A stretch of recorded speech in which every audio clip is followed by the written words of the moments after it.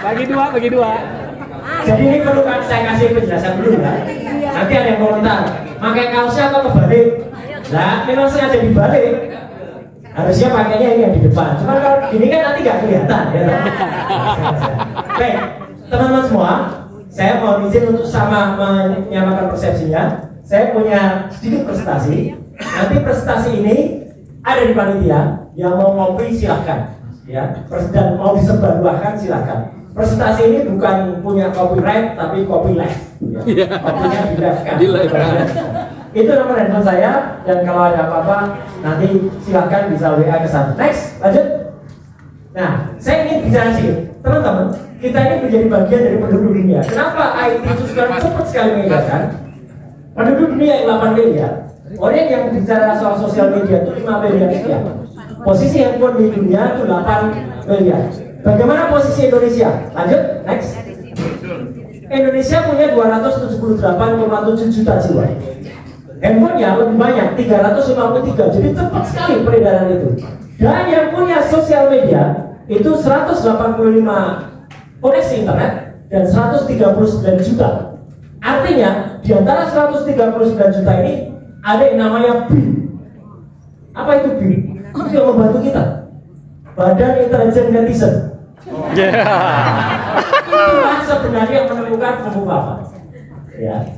Saya atau kita itu merangkai saja. Tapi untuk menyampaikan persepsi, lanjut, next. Jadi apa yang saya lakukan? Ini sebenarnya adalah menggabungkan kekuatan kita. Kita tuh juga nggak ada apa-apanya kalau kita tidak bersatu. Teman-teman netizen itu mendapatkan data-data yang ada. Semua data itu dikumpulkan dari mana saja. Kemudian ada yang satu dua menjahitnya menjadi sebuah information. Tapi belum bunyi. Kita lah di sini yang menggabungkan information itu menjadi knowledge. Dari knowledge inilah harusnya tadi kata Pak Lukas, dan itu tugas dari Pak Abraham Samad, tugas Pak Sam, itu yang kemudian menjadi sebuah wisdom atau sebuah kebijakan atau sebuah garis akhir. Itulah tujuan kita. Jadi kita harus punya tujuan ini, Pak Samad. Jadi tidak hanya berhenti, tidak hanya omong-omong di sini. Lanjut, next, supaya sama. Nah, supaya semua sama, apa sih Kaskus itu? Kaskus itu forum diskusi asli Indonesia. Dulu dari kata kasakusuk.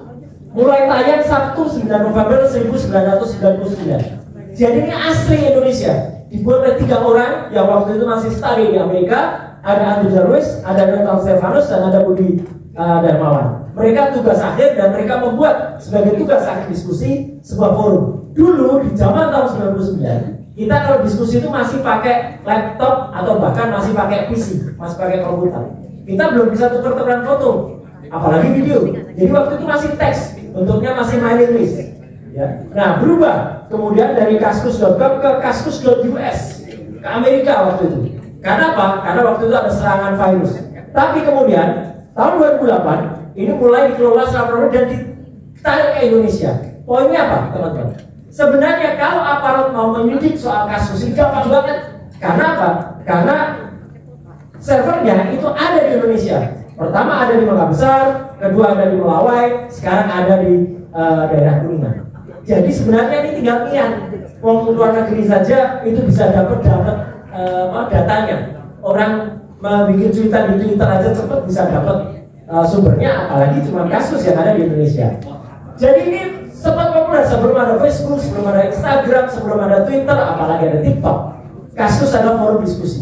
Tapi banyak kan akhirnya dipakai untuk forum jual beli. Dulu Kaskus kenapa populer? Karena hanya itu yang diskusi. Dan ada 2 diskusi yang sangat populer. Namanya Fight Club. Fight Club itu 4 orang bertarung ide. Tapi karena sakit tarungnya malah sakit berkelahi, maka itu ditutup. Satu lagi yang populer adalah BB17. Buka-bukaan 17 tahun. Nah, itulah makanya tren di Kaskus itu ada 2, tren diskusi politik dan tren yang sifatnya pure. Maka nanti akan kita lihat sangat populer sebagai FGD dan tahun 2012 masuk kembali ke Indonesia. Jadi intinya kita bisa desak aparat, gampang sebenarnya mengusut si Papa itu karena servernya ada di Indonesia.